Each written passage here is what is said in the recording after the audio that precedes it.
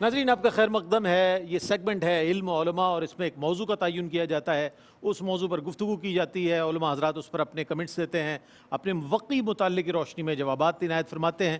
کوشش کی جاتی ہے کہ اس موضوع کو ڈسکرائب کیا جائے, اس کی وضاحت ہو جائے اور اس میں موجود جو پیغام ہے وہ آپ تک پہنچ جائے. آج ہے اصلاح معاشرہ, یہ موضوع ہے آج کا اور اس پر انشاءاللہ کلام فرمائیں گے. ہمارے ساتھ موجود ہیں علامہ مفتی محمد اکمل مدنی صاحب. السلام علیکم ورحمۃ اللہ. وعلیکم السلام ورحمۃ اللہ. اور آپ کے ساتھ تشریف فرمائے مفتی خرم اقبال رحمانی صاحب. السلام علیکم ورحمۃ اللہ. اور آپ کے ساتھ تشریف فرمائے علامہ فیصل بیگ عزیزی. السلام علیکم ورحمۃ اللہ. وعلیکم السلام ورحمۃ اللہ. اور تین باصلاحیت, خوش آواز, خوشگلو اور پرعزم ثناخواں عزیر عزیزی, ثقلین رشید اور دانیال شیخ. السلام علیکم ورحمۃ اللہ وبرکاتہ. ناظرین, اصلاح معاشرہ ایک ایسا موضوع ہے کہ جس کے حوالے سے ہمیں بہت زیادہ بیدار رہنا چاہیے. جس معاشرے کی اصلاح ہو جائے وہ معاشرہ ایک آئیڈیل معاشرہ ہو جاتا ہے, جسے ہم آئیڈیل سوسائٹی کے نام سے یاد کر سکتے ہیں.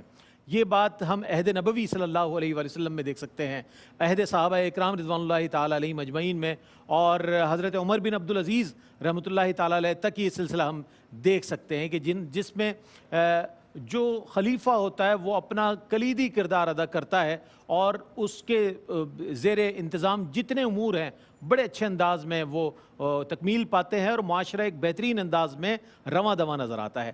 معاشرے میں موجود جو خرابیاں ہیں ان کو دور کرنے کے لیے علماء حضرات اپنا کردار ادا کرتے ہیں اور قرآن و حدیث کی روشنی میں مسلمانوں کو کس طرح زندگی گزارنی چاہیے, معاشرتی پہلوؤں کو اور معاشرتی آداب کو واضح کرتے ہیں. آج اس حوالے سے ہم انشاءاللہ بات کریں گے. علامہ مفتی محمد اکمل مدنی صاحب تشریف فرمائے. اسلامی تعلیمات اور احکامات سے واضح فرمائے حضرت کی دین اسلام تجرد پسند نہیں بلکہ اجتماعی اور معاشرتی زندگی کو پسند کرتا ہے. اعوذ باللہ من الشیطان الرجیم. بسم اللہ الرحمن الرحیم. تجرد کا معنی ہوتا ہے اکیلا ہونا, تنہا ہو جانا, اور یہ ہمارا مذہب لائک نہیں کرتا ہے اس کو. یہ پہلے دور میں رہبانیت ہوا کرتی تھی کہ دنیا سے تمام سے کنارہ کش ہو کر اور پھر لوگ عبادات الہیہ میں مصروف رہتے تھے. اس شریعت میں اس کو روا رکھا گیا اور پسند کیا گیا. لیکن میرے آقا صلی اللہ علیہ وسلم نے ارشاد فرمایا کہ میری امت کی رہبانیت اعتکاف ہے. یعنی کتنا پیاری سوچ دے دی کہ 10 دن, سال میں 10 دن بس سب سے کٹ کر اللہ تعالیٰ کے ہو کر طلب مغفرت کا سامان کریں. اتنا ہی تجرد کافی ہے, باقی نہیں.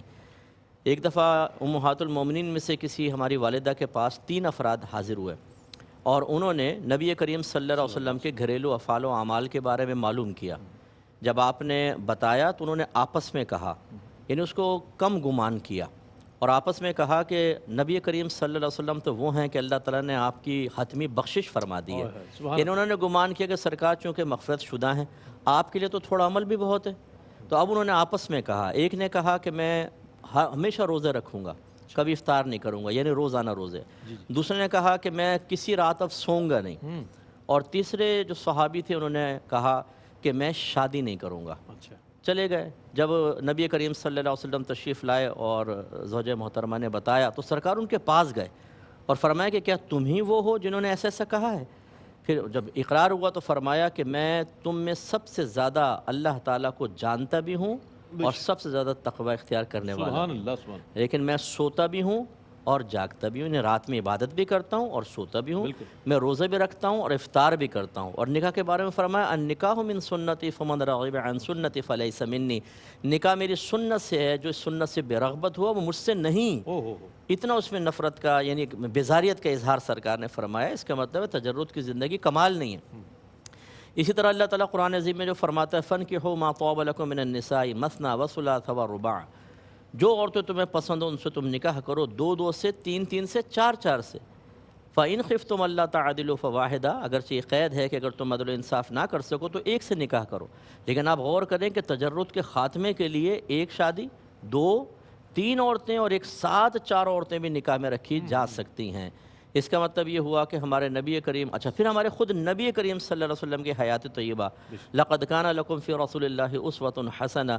ضرور بے شک ان نبی کریم صلی اللہ علیہ وسلم کی زندگی میں تمہارے لیے بہترین عملی نمونہ ہے. اور میرے آقا نے صرف شروع میں وقتی طور پہ تجرد و تنہائی کو اختیار کیا, وہ بھی اس طرح کہ بی بی خدیجہ الکبریٰ رضی اللہ تعالیٰ عنہ سے نکاح ہو چکا تھا. پھر وہ غار ہرا میں جو سرکار تشریف لے گئے اللہ تعالیٰ کے حکم سے اور وہاں یکسوئی اختیار کی, وہ آپ کہہ سکتے ہیں کہ تھوڑا تجرد یا پھر اعتکاف. ورنہ سرکار صلی اللہ علیہ وسلم کی ایک روایت کے مطابق 9، دوسری روایت کے مطابق 11 ازواج، اور ہمیشہ سرکار اپنے صحابہ کرام کے درمیان رہے اور اسی چیز کو پسند بھی فرمایا۔ بس آخری بات کہ یہ یاد رکھیں کہ بہت سے اکابرین نے تجرد کی زندگی کو اختیار بھی کیا ہے، لیکن وہ کیوں اختیار کیا ہے وہ اس حکمت کو بہتر جانتے ہیں، کیونکہ وہ بڑے متبع سنت تھے۔ اس کا مطلب ہے کہ ان کے لیے کوئی ایسا شرعی عذر تھا جس کی بنا پر انہوں نے اس لائف کو اختیار کیا، تو ان پر کوئی تنقید نہ ہو۔ لیکن ہمارے لیے نبی کریم صلی اللہ علیہ وسلم اور صحابہ کرام کی حیات طیبہ میں بہترین عملی نمونہ ہے۔ ہاں، اب اگر کوئی بابا جی یہ 40 سال کے لیے کھولی میں چلے گئے صاحب، بڑے بڑے بال ہو گئے، گندے بال، نہ فرض آتے ہیں، نہ واجب آتا ہے، نہ کلمہ پڑھنا آتا ہے، اور وہ 40 سال کے بعد جب باہر نکلے تو لوگوں نے کہا بھی تو اللہ کا ولی 40 سال سے کھولی میں پڑا ہوا تھا بابا۔ تو وہ کھولی میں پڑا ہونا، تنہائی تجرد اختیار کرنا کوئی کمال نہیں ہے۔ اصل کمال ہے پبلک کے درمیان رہ کر ان کی اذیت اور تکلیف کو برداشت کر کے صبر کر کے اللہ کے قریب ہونا، وہ تجرد میں حاصل نہیں ہو سکتا۔ تو یہ فرق ذرا ذہن میں رہے۔ کیا کہنے، یعنی کہ اسلام جو ہے تجرد پسند نہیں ہے، بلکہ وہ اجتماعی زندگی کو پسند کرتا ہے تاکہ پریکٹیکل لائف ہو۔ ایک بہت خوبصورت دین ہے، بہت خوبصورت تعلیمات ہے۔ اگر آپ اس کی سائیکالوجی پر نظر ڈالیں، اس کی نفسیات پر نظر ڈالیں تو آپ کو اندازہ ہوگا کہ دین اسلام کی تعلیمات کتنی خوبصورت ہیں۔ معاشرتی زندگی سے مراد کیا ہے مفتی صاحب، اور اس کے خد و خال کے حوالے سے اگر ہم جاننا چاہیں اس کے حوالے سے کچھ ارشاد فرمائیے۔ بسم اللہ الرحمن الرحیم والصلاة والسلام علی رسول الکریم، اما بعد۔ اسلام دین فطرت ہے، اور جب دین فطرت کہا جاتا ہے تو اس کا مطلب ہے کہ انسان کی جتنے فطری تقاضے ہیں اسلام ان سب کو پورا کرنے کے لیے آیا ہے۔ اسلام انسان جو ہے وہ بنیادی طور پر ایک معاشرتی طبیعت رکھتا ہے۔ جیسے سیدنا آدم علیہ السلام کی جب تخلیق کا ذکر آیا اور وہ اکیلے تنہا تھے تو ان کو بھی ایک وحشت سی ہوئی، تو اللہ سبحانہ و تعالی نے ان کے لیے حضرت حوا رضی اللہ تعالی عنہا کو تخلیق فرمایا۔ اور پھر اللہ سبحانہ و تعالی نے قرآن مجید میں بھی ارشاد فرمایا، یا ایھا الناس اتقوا ربکم الذی خلقکم من نفس واحدہ وخلق منها زوجها وبث منہما رجالا کثیرا ونساء۔ اے لوگوں، اللہ سبحانہ و تعالیٰ کی ناراضگی سے ڈرو، جس نے تمہیں نفس واحدہ سے پیدا کیا، پھر اس سے اس کی زوجہ کو پیدا کیا، پھر اس سے کثیر انسانوں کو بسایا۔ یعنی انسان کی طبیعت میں یہ بات ہے کہ وہ اکیلا رہنا پسند نہیں کرتا، بلکہ اپنے جیسے لوگوں کے ساتھ مل جل کر رہنا پسند کرتا ہے۔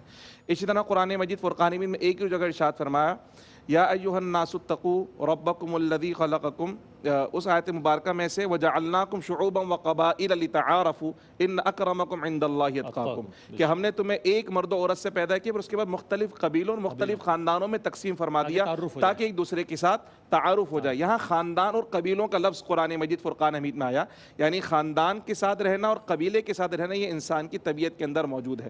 اچھا، یہ جو معاشرہ تشکیل پاتا ہے در حقیقت یہ ایسے افراد کا جوڑ ہوتا ہے جو ایک دوسرے کی ضرورتوں کو پورا کرنے والے ہوتے ہیں، اور ہم دیکھتے ہیں کہ اللہ سبحانہ و تعالیٰ نے انسان کے اندر یہ کیفیت رکھی ہے کہ کچھ کام میں کر سکتا ہوں، کچھ کام آپ کر سکتے ہیں، اور ہم ایک دوسرے کے ساتھ باہمی تعاون کر کے ایک دوسرے کی مدد کو پورا کر سکتے ہیں۔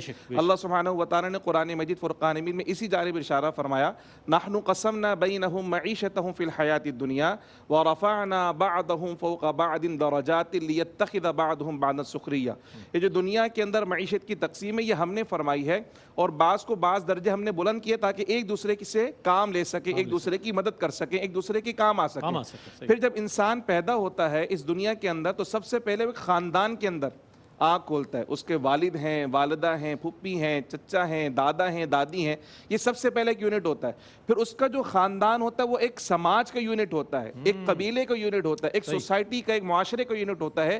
اس طرح انسان کی طبیعت میں اللہ سبحانہ و تعالیٰ نے یہ بات رکھی ہے کہ وہ اکیلا نہیں رہتا بلکہ لوگوں کے ساتھ مل کر رہتا ہے۔ اس کے دو بنیادی یونٹ ہیں، ایک تو خاندان جس گھرانے میں پیدا ہوا، پھر اس گھرانے کا مزید دیگر گھرانوں کے ساتھ تعلق جو کہ ایک اجتماعیت اور معاشرتی سطح کو ابھارتا ہے اور ان کے درمیان کنیکشن کو مضبوط کرتا ہے۔ اس کو معاشرہ اور اس کے بنیادی خد و خال کہا جاتا ہے۔ معاشرے سے کیا مراد ہے اور اس کے بنیادی خد و خال کیا ہیں، اس پر مفتی خرم اقبال رحمانی صاحب کلام فرما رہے تھے، اور اب ہم آگے بڑھیں گے تو انشاءاللہ یہ بھی جاننے کی کوشش کریں گے کہ آیا خرابیاں اور برائیاں جو ہیں معاشرتی وہ کیا کیا ہوتی ہیں۔ اس کی نشاندہی اس لیے ضروری ہے کہ جب ہمیں وہ برائی محسوس ہوگی تو ہم اس سے رک سکیں گے، اگر وہ ہمیں برائی نہیں محسوس ہوگی تو شاید وہ ہمارے معمولات زندگی میں شامل بھی ہو جائے گا، ہمیں ادراک بھی نہیں ہوگا، ہماری ساری زندگی اسی طرح گزر جائے گی۔ ایک وقفہ ہے، وقفے کے بعد لوٹتے ہیں، ہمارے ساتھ رہیے گا۔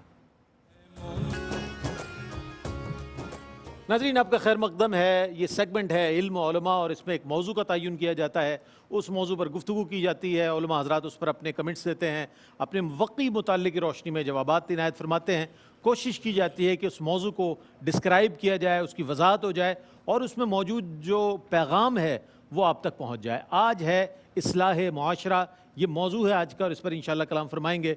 हमारे साथ मौजूद हैं अल्लामा मुफ्ती मोहम्मद अकमल मदनी साहब। अस्सलाम वालेकुम वरहमतुल्लाहि वालेकुम अस्सलाम वरहमतुल्लाह। और आपके साथ तशरीफ़ फरमाए मुफ्ती खुर्रम इकबाल रहमानी साहब। अस्सलाम वालेकुम वरहमतुल्लाहि। अस्सलाम वरहमतुल्लाह। और आपके साथ तशरीफ़ फरमाए अल्लामा फैसल बेगजीज़ी। अस्सलाम वालेकुम वरहमतुल्लाहि। वालेकुम अस्सलाम वरहमतुल्लाह। और तीन बासलाहियत, खुश आवाज़, खुशगुलू और पुरअज़्म सना खां, उज़ैर अजीज़ी, सकलैन रशीद और दानियाल शेख।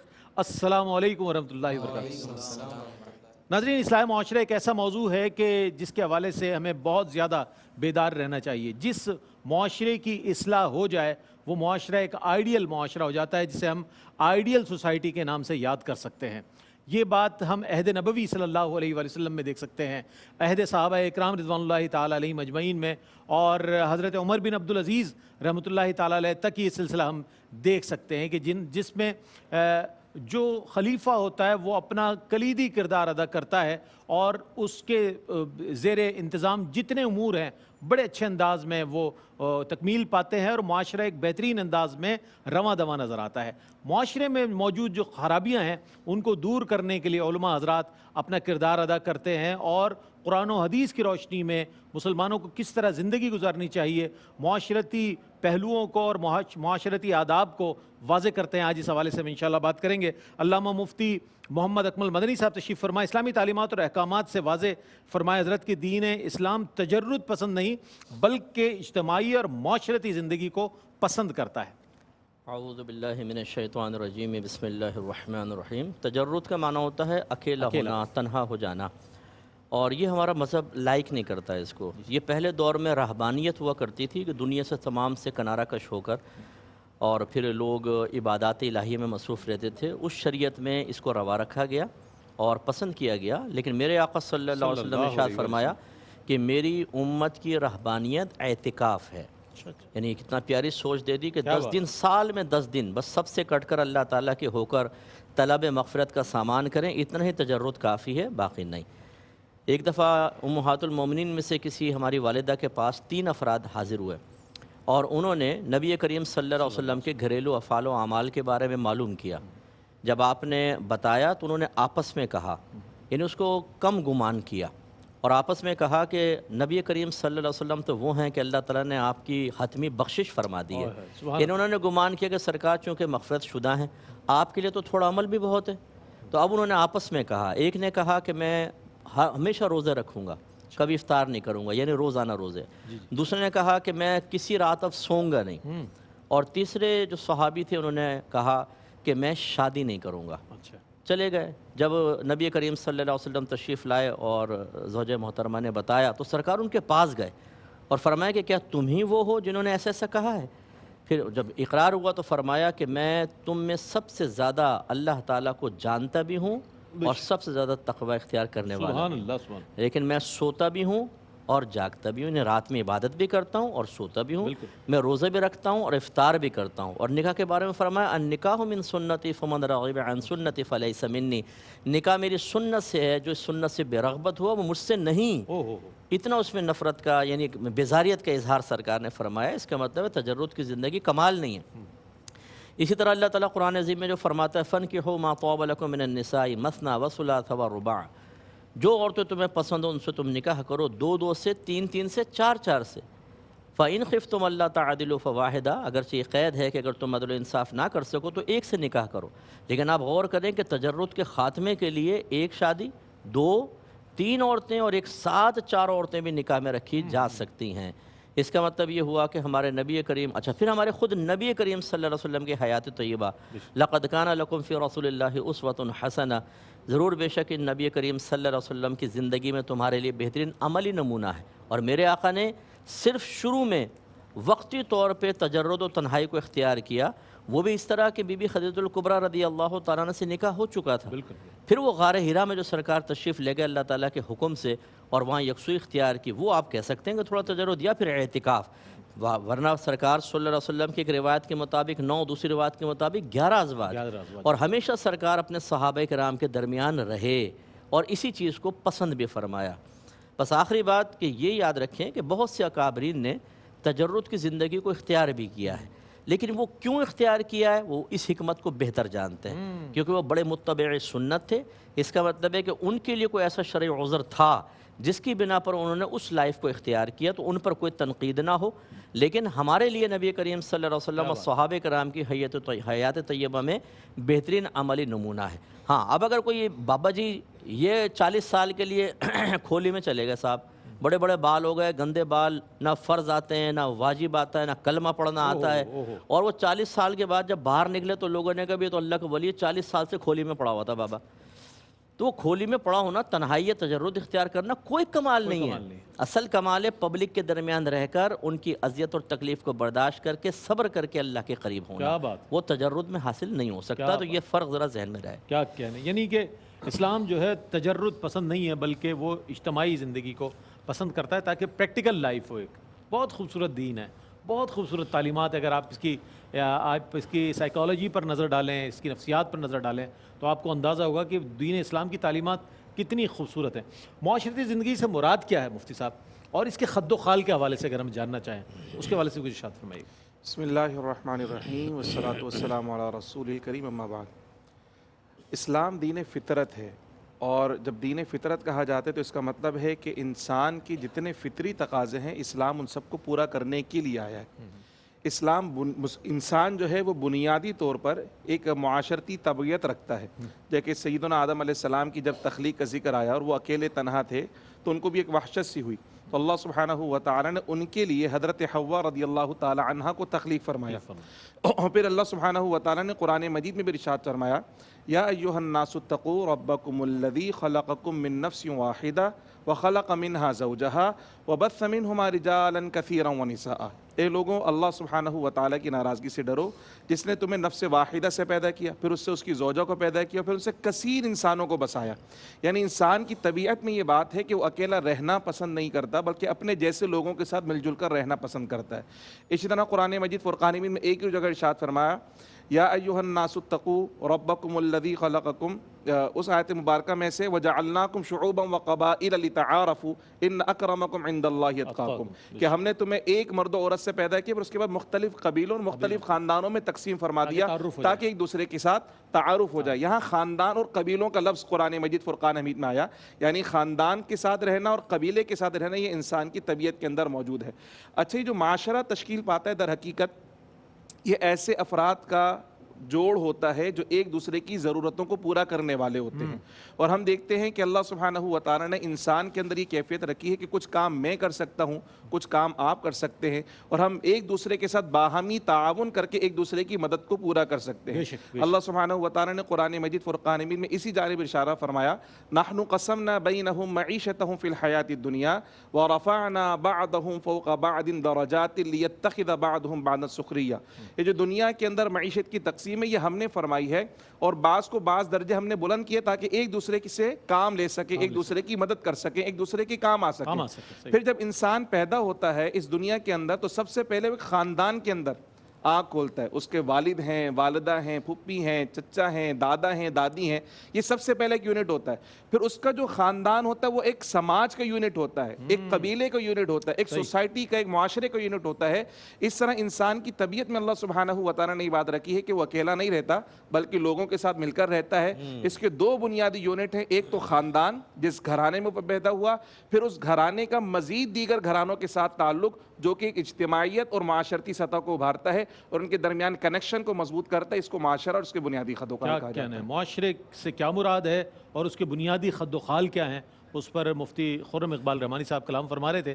اور اب ہم آگے بڑھیں گے تو انشاءاللہ یہ بھی جاننے کی کوشش کریں گے کہ آیا خرابیاں اور برائیاں جو ہے معاشرتی وہ کیا کیا ہوتی ہیں.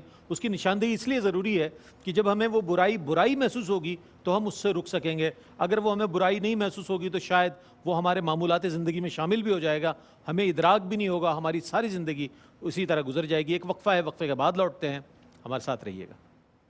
قرآن و سنت کی روشنی میں زندگی گزاریں تو ہماری زندگی بہتر ہو سکتی ہے. وہ برائیاں کیا ہے, ان کی نشاندہی کس طرح فرمائیے علامہ صاحب. قرآن حکیم کو اگر ہم دیکھیں تو قرآن حکیم انسانی معاشرت میں زندگی گزارنے کا درس دیتا ہے. بالکل. ان زندگی کے اندر منفی پہلو بھی ہیں, مثبت بھی ہیں, اور خداوند ذوالجلال نے اس جانب رہنمائی بھی فرمائی, انا ہدیناہ السبیل اما شاکرا و اما کفورا, کہ ہم نے انسان کو سیدھا راستہ دکھا دیا. اب یہ اس کی ثوابدید پر منحصر ہے کہ وہ راہ شکر اختیار کرتا ہے یا کفران نعمت کا راستہ اختیار کرتا ہے. خیر اور شر کے درمیان سے انسان کو یوں نکلنا ہے کہ وہ شر سے محفوظ رہے, خیر کو اختیار کرے اور بالآخر اللہ کا قرب پانے میں وہ کامیاب ہو جائے. ہمارے سماج میں جب انسان کی زندگی کی ابتدا ہوتی ہے, وہ ابتدا ہی سماج کی بنیاد رکھتی ہے. سماج کی پہلی اینٹ ہے انسان کی پیدائش. آپ یہ دیکھیں کہ مچھلی کا بچہ پیدا ہوتے ہی تیرنے لگتا ہے, بکری کا بچہ پیدا ہوتے ہی چلنے لگتا ہے, لیکن اشرف المخلوق انسان جب پیدا ہوتا ہے تو وہ اتنا نحیف اور ناتواں ہوتا ہے کہ وہ اپنی ضرورت بھی بیان نہیں کر سکتا. نحیف اور ناتواں اس لیے پیدا ہوتا ہے کہ اس کی اس کمزوری پر اس کی ماں کو پیار آئے, اس کی باپ کی توجہ اس کی جانب رہے کہ اس وقت اسے کس چیز کی ضرورت ہے. گھرانے کو مضبوط کرنا تھا, لہٰذا انسان اس دنیا میں کمزور خلق ہوا. اب یہ معاشرے استحکام سے عدم استحکام کی طرف چلے جاتے ہیں جب وہ اللہ کے عطا کردہ راہ سے روگردانی کریں. بالکل.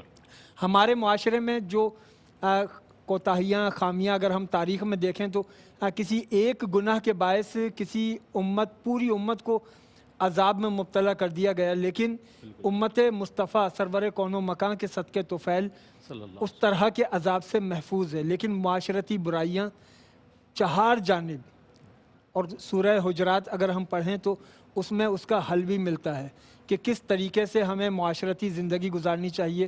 ایک دوسرے کی تجسس نہ کریں, ایک دوسرے کا غیبت نہ کریں. ہمارے معاشرے میں یہ عام ہے کہ لوگوں کی ٹوہ میں لگے رہنا, یہ کیا کر رہا ہے, کیوں کر رہا ہے, کیا چاہتا ہے. پسے پشت برائی کرنا, سامنے ہو تو بہت اچھی بات, سامنے وہ بندہ نہیں ہے تو اسی کی برائی کرنا. اور اس کو خداوند ذوالجلال نے مرے ہوئے بھائی کا گوشت کھانے سے تشبیہ دی ہے, اس لیے کہ جب کوئی شخص سامنے موجود ہے آپ اس کی برائی کریں گے تو وہ اپنا دفاع کر سکتا ہے. جو سامنے نہیں ہے تو وہ تو ایسے ہی ہے جیسے ایک مرا ہوا شخص, اس پر آپ الزام لگائیں اور وہ دفاع اپنا نہیں کر سکتا. ہمیں اگر معاشرے کے اندر ان برائیوں سے کہ ہم ایک دوسرے کی چغل خوری کریں, عیب جوئی کریں, غیبت کریں, لوگوں کی ٹوہ میں لگے رہیں اور پھر دوسروں کو خود سے کمتر سمجھیں, خود کو دوسروں سے بڑھتر سمجھیں, اس کے لیے ہمیں قرآن حکیم کی ابتدائی 3 آیات وہ ہماری رہنمائی کرتی ہیں. میں چند جملوں میں صرف اس کو نظر کر دوں کہ خالق کائنات جب اپنا تعارف کرواتا ہے تو وہ یہ کہتا ہے کہ ہم عالمین کے رب ہیں, یعنی تم یہ محسوس کرو کہ تمہارا رب وہ ہے جو سب کو پالتا ہے. تو جب اللہ پالنے میں شفیق ہے, اپنے پرائے دوست دشمن سب کو پال رہا ہے, تو تم آپس میں منتشر نہ ہو اور تمہیں اپنی ذات تک مقید نہیں رہنا, تمہیں بھی عالمگیر ہونا ہے کیونکہ عالمین کے رب کے تم بندے ہو. اور تمہیں نخوت و تکبر کا پیکر نہیں بننا کیونکہ تم رحمان کے بندے ہو, تم رحیم کے بندے ہو. اور تمہیں آخرت سے غافل نہیں ہونا اس لیے کہ تم اس کے بندے ہو جو قیامت کے دن تم سے باز پرس کرے گا. واہ واہ واہ, کیا کہہ رہے ہیں. اچھا مفتی صاحب یہ فرمائیے گا کہ معاشرے کی خرابی کی وجوہات اور ان کے سد باب کے حوالے سے, چونکہ ظاہر ہے خرابی جتنے رذائل ہیں معاشرے میں پھیلے ہوئے وہ تمام خرابیاں جو ہے وہ اس کی نشاندہی علماء حضرات بھی فرماتے ہیں, اور جو بیان فرمائی گئی اس سے بھی بہت زیادہ تعداد میں ہمارے معاشرے میں چیزیں برائیاں خرابیاں نظر آتی ہیں. تو ان کی وجوہات اور اس کے سد باب کے حوالے سے اگر ہم جاننا چاہیں آپ سے کیا ارشاد فرمائیے گا. دیکھیں نبی کریم صلی اللہ علیہ وسلم کے اعلان نبوت سے پہلے زمانہ جاہلیت کہلاتا ہے۔ وجہ کیا ہے؟ وجہ اس میں چند آپ کو نظر آئیں گی۔ ایک، علم کا نہ ہونا، دوسرا عدل و انصاف کا قائم نہ ہونا، تیسرا خاندانی رسم و رواج کا اتنا غالب ہونا کہ بعض اوقات اخلاقیات بھی اس کے تحت دب کر ختم ہو جائیں، ضد، انانیت، یہ چیزیں اس معاشرے کو زمانہ جاہلیت بنا دیتی ہیں۔ بالکل اب اس دور کے اندر اگر یہی چیزیں ہم میں رائج ہو جائیں گی تو بس وہی زمانہ جاہلیت کا سا ایک منظر نظر آئے گا۔ بالکل تو آپ یہ دیکھ لیں کہ اکثر گھروں میں علوم دینیہ سے تو ویسی بے بہرا ہوتے ہیں ہم لوگ، بچوں کو زیادہ سے زیادہ ناظرہ قرآن پڑھا دیا یا حفظ کروا دیا، اور حفظ و ناظرہ دونوں سے قرآن کی معرفت کا کوئی تعلق نہیں ہے۔ بالکل پھر 6 کلمے یاد کرا دیے، ایمان مفصل، ایمان مجمل، نماز کے اندر جو کچھ پڑھتے ہیں، اور سنت کے مطابق دعائیں، چند ایک وضو وغیرہ کے طریقے وہ بھی بہت ہی کم مدارس کے یعنی حفظ کے مدرسے کے اندر ہوتے ہوں کہ بچے کو پوری چیزیں سکھا دی جائیں، وہ نہیں ہوتا۔ اچھا، پھر ہمارے گھروں کے اندر ایسی نہ کتب پڑھتے ہیں نہ سیکھتے ہیں ہم لوگ۔ تو یہ جب یہ خرابیاں، اسی طرح نبی کریم کی زندگی حیات طیبہ کے بارے میں اکثر لوگوں سے کہتا ہوں کہ آپ نے اپنی زندگی میں سیرت رسول پہ کوئی ایک کتاب بھی پڑھی ہے کہ سرکار کی پیدائش سے لے کے وفات تک کے تمام واقعات اور آپ کی سیرت کے تمام پہلو آپ نے دیکھے ہوں؟ نہیں۔ تو جب یہ علم نہیں ہے تو لازم سی بات ہے آپ gھر میں چلے جائیں خرابیاں، مارکیٹ میں چلے جائیں خرابیاں، اداروں کے اندر چلے جائیں خرابیاں، آپ ٹولیوں میں بیٹھے ہوئے لوگوں کے درمیان دیکھ لیں جو سوشل میڈیا پر جا رہے ہیں۔ سوشل میڈیا فی نفسی گندہ تو نہیں ہے، ہمارا مس یوز، ہم اس کو مس یوز کرتے ہیں، تو وہ کیوں ہوتا ہے؟ زیادہ تر علم کی کمی۔ دوسری بات یہ ہے کہ خاندانی رسم و رواج، بعض اوقات علم ہوتا ہے، دنیاوی لحاظ سے پڑھے لکھے لوگ ہوتے ہیں، لیکن خاندانی رسم و رواج ایسے نبھانے ہیں کہ ان سے نہیں ہٹنا ہے۔ پڑھی لکھی فیملیز کو میں نے دیکھا ہے کہ بعض اوقات تو علوم دینیہ کے حامل بھی ہوتے ہیں، لیکن خاندانی رسم غالب آ جاتی ہے۔ اگر ایک عالم بیٹا ہے تو ابا کہتا ہے ہمارے خاندان میں ہوتا ہے، یہ ہوگا، ماں کہتی ہے شادی میں یہ ہوگا۔ وہ خرابیاں ہوتی ہیں، جہیز مانگنا، شرطیں لگانا، دیگر چیزیں آپ دیکھیں۔ اسی طریقے سے ضد ہے، انانیت ہے، آپ سمجھائیں لوگ سننے کے لیے تیار ہی نہیں ہیں۔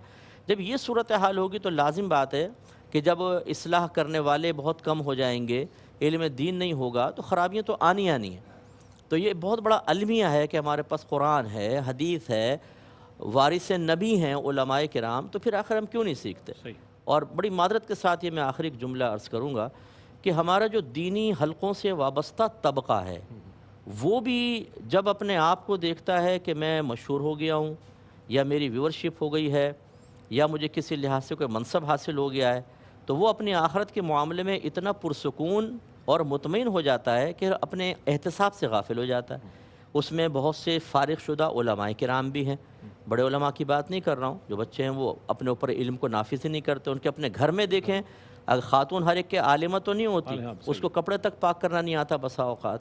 اسی طرح ہمارا نعت خوان طبقہ ہے، ہمارے قاری حضرات ہیں، ہمارے نقیب محفل حضرات ہیں، اسی طرح اور جو وابستہ ہیں، بہت ہی کم لوگ ہوں گے جنہوں نے فرض علوم سیکھے ہوں گے۔ وجہ کیا ہے؟ ہمارا ذہن بن چکا ہوتا ہے کہ اللہ نے بھی اتنی عزت دے دی، اسی کو ہم آخرت کو اسی پر قیاس کر کے کوئی کیوں سیکھیں؟ ہمارے گھروں کے اندر جب علم نہیں آئے گا، میں یقین سے آپ کو کہتا ہوں، اگر ہم نے علم کو چھوڑا، اگر ہم نے اپنے ظاہر کو اچھا کر لیا لیکن نبی کریم کی حقیقت سنت کو گھر میں نہیں آنے دیا، یہ جہالت ہماری نسلوں کو نہیں چھوڑے گی۔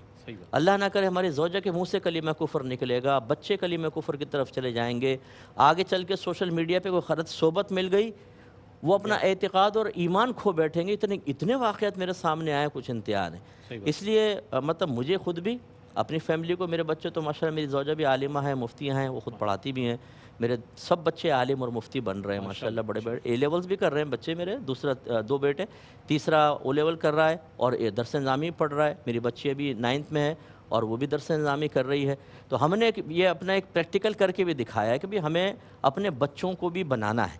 میں گزارش یہ کرتا ہوں تمام جو ہمیں دیکھ رہے ہیں کہ علم کو گھر میں آنے دیں، قرآن و حدیث کی تعلیم کو آنے دیں، اس کی روشنی میں اپنا احتساب کریں اور نبی کریم کی سنت کو اپنائیں، پورے معاشرے کو چھوڑ دیں۔ میرے استاد محترم مفتی عبدالقیم ہزاری صاحب سے ایک دفعہ میں ایسے، ہم لوگ کسی بات پہ جل رہے کڑ رہے تھے کہ جی معاشرہ ایسا جا رہا ہے، ایسا جا رہا ہے۔ آپ نے فرمایا کہ دیکھو، اگر اللہ تعالیٰ کی مشیت ہوتی نا کہ ہر آدمی نیک بن جائے اور معاشرے سے ساری برائیاں دور ہو جائیں، تو زمانہ رسول وہ زمانہ تھا جس میں ایسا ہونا چاہیے، لیکن اللہ تعالیٰ نے کیا، اللہ کی مشیت کیا ہے کہ وہ بعض اوقات ہمیں بہت سی چیزوں کے لیے چھوڑ دیتا ہے اور ہمیں اختیار دیتا ہے. اب ہمیں خود نفس و شیطان سے لڑنا ہے. کوئی کامیاب ہوتا ہے، کوئی ناکام ہوتا بالکل ہے. ایسے ہی. اس لیے ہمارا ذہن ہے کہ ہر ایک تو ایسا نہیں ہوگا کہ ولی بن جائے، لیکن جس کو شعور حاصل ہے، اگر وہ مانے گا اور اس پہ عمل کرے گا، انشاءاللہ وہ اپنے گھر کو جنت محسوس کرے گا. یعنی کہ اپنے گھر کے دروازے بند نہ کریں علم کے لیے، خاص طور پہ علم دین کے لیے. عصری علوم کے لیے تو دروازے بڑے بڑے رکھے جاتے ہیں، عصری علوم جتنے آ جائیں، بچہ پڑھ جائے، اچھی بات ہے. لیکن دینی علوم اور فرائض دین اور دیگر چیزیں جو اہم ترین معلومات ہیں قرآن و حدیث کے حوالے سے، وہ جاننا بہت ضروری ہے. اسی سے ہماری اصلاح ممکن ہے. بہت اچھی بات ارشاد فرمائی مفتی صاحب نے. آئیے کلام شامل کریں گے حمد رب جلیل. ہمارے تینوں شناخواں مل کے اللہ رب کریم کی بارگاہ میں ہدیہ ہم پیش کریں گے. بسم اللہ. کعبے کی رونق، کعبے کا منظر، کعبے کی رونق، کعبے کا منظر، اللہ اکبر، اللہ برابر، اللہ اکبر، اللہ اکبر، اللہ اکبر، اللہ اکبر. تیرے حرم کی کیا بات مولا، تیرے کرم کی کیا بات مولا، تیرے حرم کی کیا بات مولا، تیرے کرم کی کیا بات مولا. تا عمر کر دے آنا مقدر، تا عمر کر دے آنا مقدر. اللہ اکبر، اللہ اکبر، اللہ اکبر، اللہ اکبر. خدا سے تر ہے زبانے،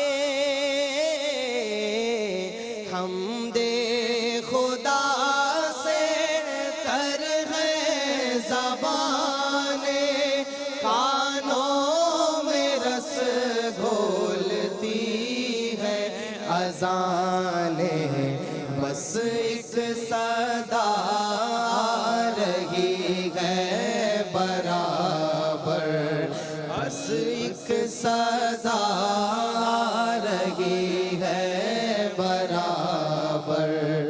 اللہ اکبر، اللہ اکبر، اللہ اکبر، اللہ اکبر. مولا سبھی اور کیا چاہتا ہے، مولا سبھی اور کیا چاہتا ہے، بس مغفرت کی عطا چاہتا ہے. بخشش کے طالب پہ اپنا کرم کر، بخشش کے طالب پہ اپنا کرم کر. جناب آپ کا خیر مقدم ہے. اصلاح معاشرہ آج ہمارا موضوع ہے، اور ہم یہ جاننے کی کوشش کر رہے ہیں کہ آیا خرابیاں جو معاشرے کی ہیں وہ کیا کیا ہیں، اور ان کا سد باب کے حوالے سے بھی بات ہوئی. بنیادی طور پر کوئی نہ کوئی ذمہ دار تو ہوتا ہی ہے کسی بھی چیز کا. کوئی ایک شخص ایک عمل کرتا ہے، اس کو دیکھ کر مزید لوگ شامل ہو جاتے ہیں، پھر ایک بہت بڑا طبقہ اس طرف مائل ہو جاتا ہے. جناب اس میں اگرچہ کام برا ہے لیکن اس میں فوائد ہیں، یا ہمیں اس سے لطف اندوز ہو رہے ہیں، یا کچھ بھی اس کی تفریحی طبع کے طور پر بھی اختیار کیا جا سکتا ہے. معاشرتی برائیوں کے حوالے سے ہم یہ جاننا چاہیں گے کہ کون سا طبقہ، کون سے افراد اس کے ذمہ دار ہیں کہ جن پر ذمہ داری عائد کی جائے کہ یہ لوگ ہیں وہ کہ جو اس معاشرے میں برائی کا سبب ہیں. کیا فرمائیے؟ دیکھیں رئیس بھائی، اس حوالے سے اللہ سبحانہ و تعالیٰ نے ہر شخص کو ایک ذمہ داری عطا فرمائی ہے اپنی اپنی کیپیسٹی کے اندر. جیسے پیارے آقا صلی اللہ تعالیٰ علیہ وسلم کی ایک حدیث مبارکہ ہے، کلکم راعٍ و کلکم مسئول عن رعیتہ، کہ تم میں سے ہر شخص جو ہے وہ ایک راعی ہے اور اس سے پوچھا جائے گا، مسئول ہے کہ اس نے اپنے ماتحت لوگوں کے ساتھ کیا کیا اور ان کی کس انداز میں تربیت کی ہے.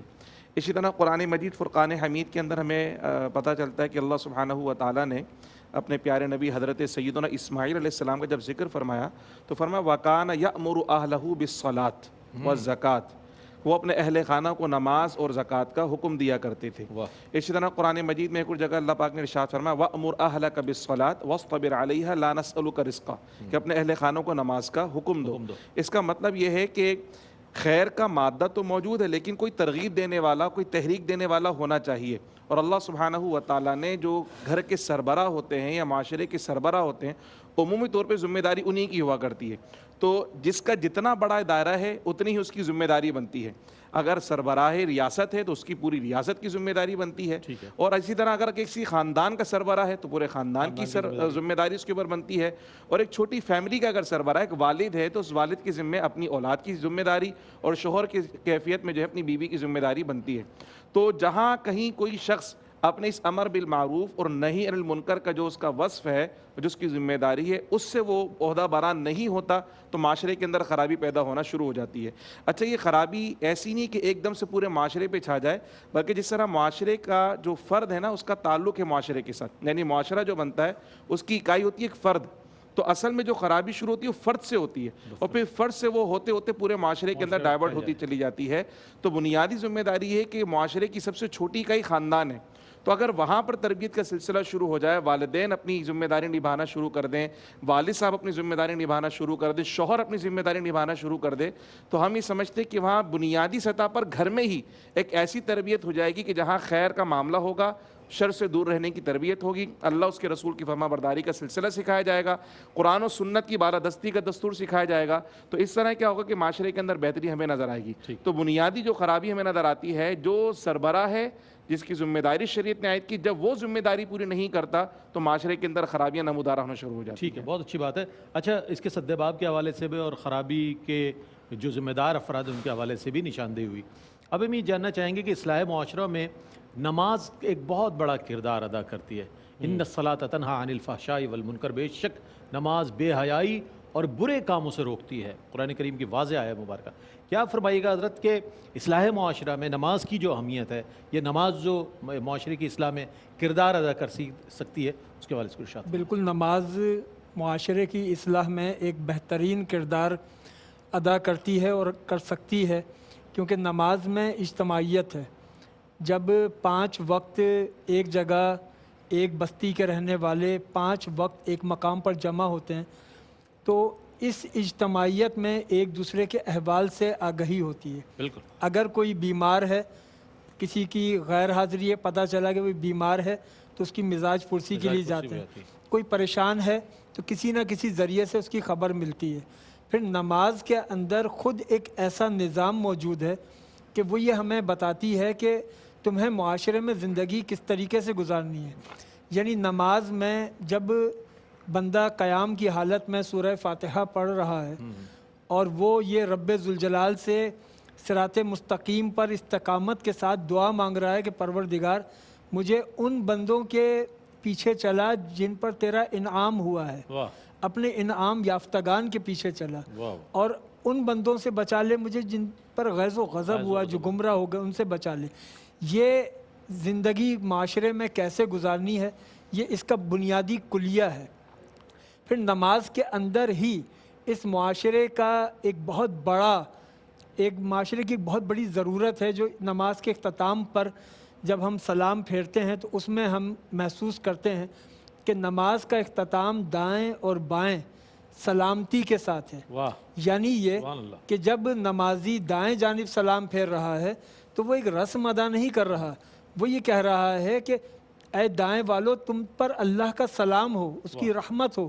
اس کا ایک مفہوم یہ بھی ہے کہ اے دائیں والو میری طرف سے بے فکر رہنا، کیونکہ میں تو تم پر سلامتی کی دعا کر رہا ہوں، تو تمہاری سلامتی کو مجھ سے خطرہ نہیں ہے، बाएं जानिब भी वो ये कह रहा है कि अल्लाह की तुम पर सलामती हो, तुम पर रहमत हो, मैं तुम्हारे लिए दुआ करने वाला हूँ, तुम्हारी सलामती को मुझसे ख़तरा नहीं है।